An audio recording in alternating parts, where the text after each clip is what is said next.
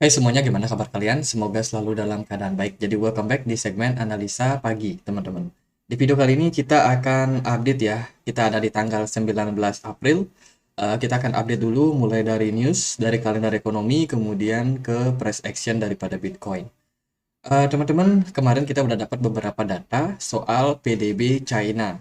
Ternyata trennya bagus ya. PDB China melonjak dari 2,9% naik ke 4,5%, teman-teman.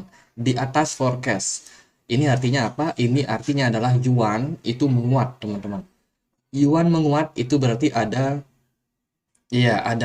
US dollar yang justru mengalami tekanan. Makanya di perdagangan kemarin, pagi harinya US dollar langsung drop, teman-teman. Kemudian Bitcoin dapat momentum buat bullish.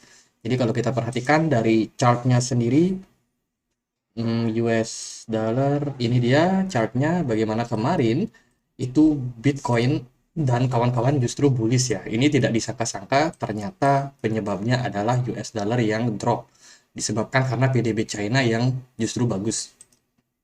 Data yang lain adalah produksi industri China ini juga mengalami tren yang positif, teman-teman. Dari sebelumnya 2,4% naik ke 3,9%. Ini meskipun masih di bawah dari forecast tapi cenderung positif juga. Dan kalau teman-teman perhatikan sekarang aliran dana ini dilansir dari Bank of America Global Statement Strategy. Kalau kita lihat inflow daripada dana asing global, ya global apa namanya, uang-uang yang ada di global itu pada lari ke Cina, teman-teman. Cina dan juga EM ini emerging market. Jadi seperti Indonesia, seperti negara-negara berkembang yang lainnya. Jadi bisa dibilang aliran dana sekarang itu banyak beralih ke China dan kemungkinan ekonomi di Asia akan semakin baik ke depannya karena melihat aliran dana yang udah masuk ke negara-negara di Asia. Lalu untuk indeks rata-rata pendapatan plus bonus untuk Inggris itu dalam posisi yang juga cenderung bagus, teman-teman.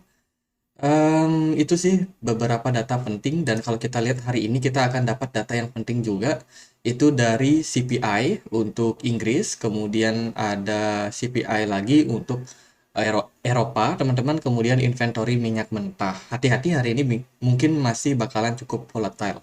Kalau kita lihat dari forecast CPI kedua kedua negara atau kedua bagian ini itu diprediksi bakalan turun. Kalau dari Inggris sendiri turun dari 10,4% ke 9,8%. Kalau dari Eropa itu turun dari 8,5% ke 6,9%. Kita akan lihat data-data ini kalau sesuai forecast maka akan kembali menekan posisi daripada dua mata uang ini, teman-teman. Nah, kita akan mulai dari pembahasan news sekarang. Gary Gensler kemarin itu ada testimoni ya. Dia diajak untuk berdiskusi bagaimana SEC dan juga Gary Gensler saat ini itu lagi terbuka-terbukanya, teman-teman, dengan yang namanya cryptocurrency. Jadi dia mau mengajak untuk berdiskusi seperti apa sih sebenarnya cryptocurrency itu.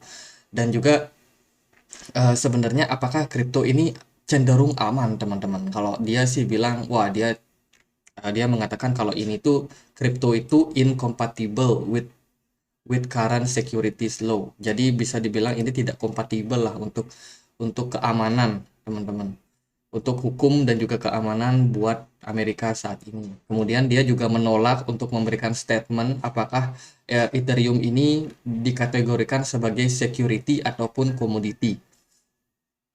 Ya, jadi ya Gary Gensler sendiri memang dia membuka diri buat diskusi, tapi sebenarnya dia masih menolak keberadaan cryptocurrency. Dan kemarin yang lebih lucu lagi adalah US Congressman yang resmi ya, resmi memperkenalkan undang-undang untuk untuk menggantikan Gary Gensler.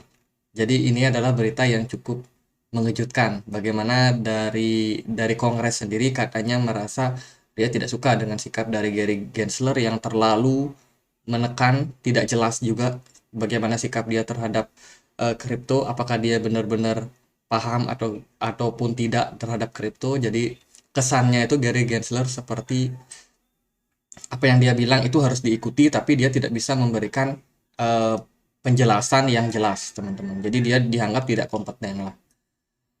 Jadi itu sih, semoga cepat diganti biar penggantinya itu ada opsi lah. Kita kemungkinan bisa dapat pengganti SEC yang SEC chairman yang lebih kompeten, yang lebih mengerti tentang kondisi market. Apalagi yang bisa mendukung kripto, itu cenderung lebih bagus lagi buat kedepannya, teman-teman. Oke, indeks dolar kemarin drop ya, ternyata nggak sampai tinggi naiknya, udah drop duluan. Dan itu tentunya dimanfaatkan oleh posisi daripada Bitcoin di perdagangan kemarin. Jika kita perhatikan, Bitcoin kembali balik ke 30.300. Ini tentunya di luar ekspektasi, karena memang kita masih expect kalau Bitcoin masih bisa drop, tapi at the end ternyata market berkata lain. Kemarin kita juga sempat bahas kalau sebenarnya long term holder itu masih hold Bitcoin mereka ya, mereka belum niat untuk jual dengan posisi yang sekarang. Otomatis selling yang terjadi di perdagangan kemarin itu hanyalah beberapa eh, trader saja yang melakukannya. Jadi hanya short term trader yang melakukan penjualan kemarin, dan itu posisi sekarang Bitcoin bisa dibilang masih dalam posisi yang struggle menembus 30 ribuan. Kalau menurut saya dengan melihat kondisi yang di perdagangan kemarin, ini sepertinya Bitcoin masih bakalan sideways di posisi range antara 30.700 sampai dengan 29.000, ataupun mungkin sejelek-jeleknya dia mungkin bisa turun sampai 28.000 something. Sepertinya ada possibility seperti itu. Jika kita perhatikan di time frame daily, sebenarnya kalau hari ini bisa closing dengan posisi seperti sekarang, Bitcoin bisa closing di atas dari 30.400 atau 30.300, itu menjadi sinyal yang cukup positif sebenarnya buat Bitcoin. Jadi satu candle merah sudah dikalahkan dengan satu candle hijau, artinya sinyal yang bagus. Tapi kalau Bitcoin justru closingnya di bawah 30.300, mungkin itu di 30.200, itu udah mungkin berpotensi kembali koreksi. Karena jika kita perhatikan dari posisi MACD, sebenarnya kita udah bikin dead cross, kemudian juga ada divergence. Sini ada divergence, dan yang mungkin koreksi yang wajar bisa saja terjadi pada Bitcoin buat kedepannya, teman-teman. Tapi melihat posisi daripada indeks dolar yang lemah seperti sekarang ini, bukan tidak mungkin kalau Bitcoin justru dapat aliran dana yang lebih banyak lagi. Ingat tadi ini ya, market Asia, market Cina itu pada kebanjiran liquidity untuk saat ini. Ada inflow yang masuk, teman-teman. Itu berarti memberikan opsi sebenarnya untuk orang-orang keluar dari dolar dan pindah ke aset-aset yang lain. Jadi bisa jadi aset-aset itu pindah lagi ke Bitcoin, mengingat Bitcoin ongoing untuk masuk ke fase bullishnya. Jadi untuk posisi sekarang mungkin bakalan sideways aja buat Bitcoin. Kalau kita perhatikan di time frame 4 jam dari volume smart money, sebenarnya kemarin itu udah sempat drop smart money-nya, terus tiba-tiba smart money atau para whales itu masuk lagi, teman-teman. Jadi ini mengejutkan sekali pergerakan daripada whales. Tapi masuknya whales saat ini itu nggak sebanyak yang terjadi pada bulan April lalu.